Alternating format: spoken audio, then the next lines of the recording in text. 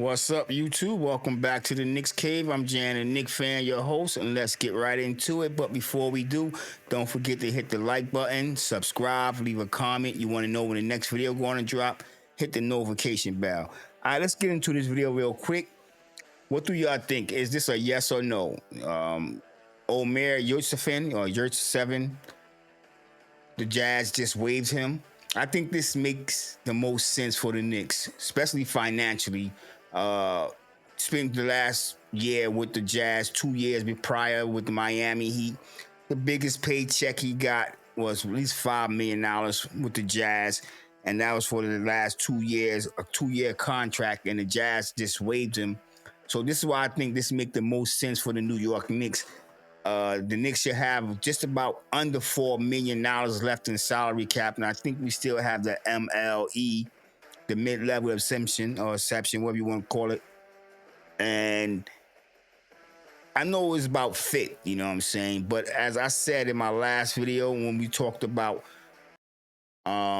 Isaiah Hartenstein, excuse me, and I actually said I think that he's a product of Tom Thibodeau defensive system scheme, whatever you want to call that.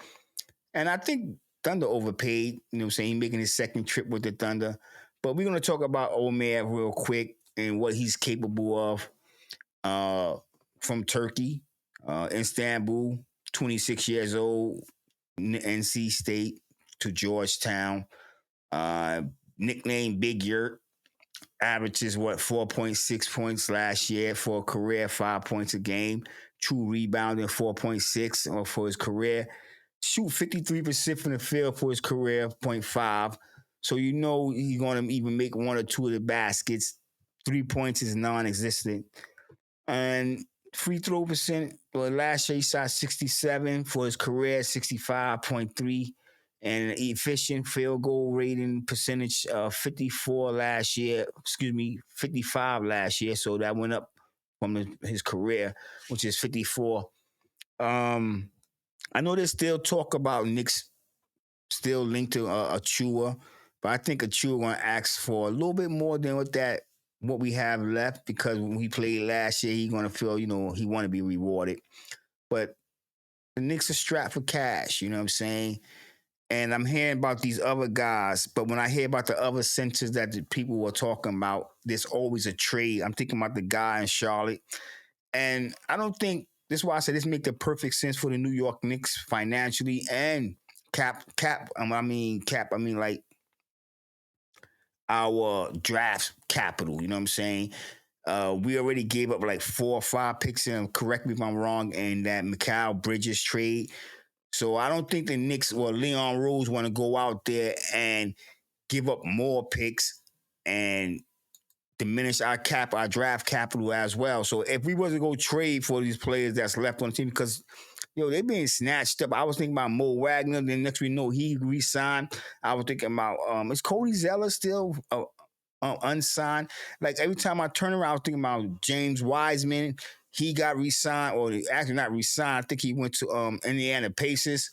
So the bigs are moving. They're flying off the shelf. It's like it's Black Friday in the NBA, and everybody is spending money. And the Knicks don't have that much money to spend. So this is why I'm saying this might make the most sense for the New York Knicks. They can bring him in 1 year contract, $3 million, and still have the MLE to try to go out there. And to think about this, like if it don't work, then we can bring in our drafted rookie, the guy we just drafted. I can't I can't pronounce that. Ariel, I can't pronounce the last name, and it's not in front of me, so I can't even sound it out.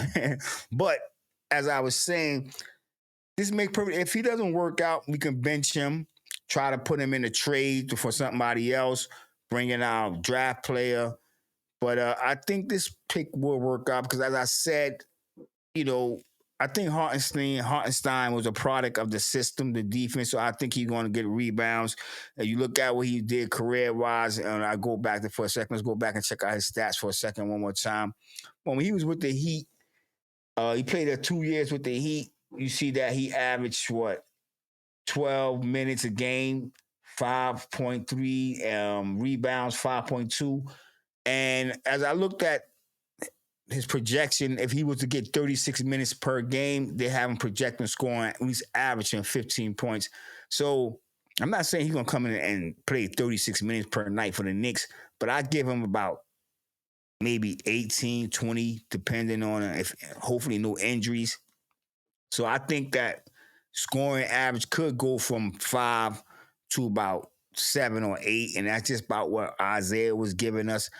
I think this makes the most sense for the Knicks, honestly.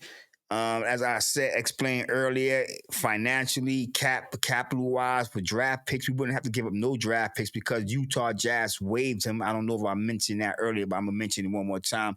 They waived him, so he's a free agent. And look at his career's earning. It ain't like he going to command a big payday. So the Knicks can swoop in, offer him a 1-year contract for $3 million, or maybe a 2-year, contract for that $5 million or whatever. And the 1 year is not guaranteed because that's what the Jazz did with them with that 2-year, $5 million contract. The second year wasn't guaranteed, so when they waived him, it cost them nothing.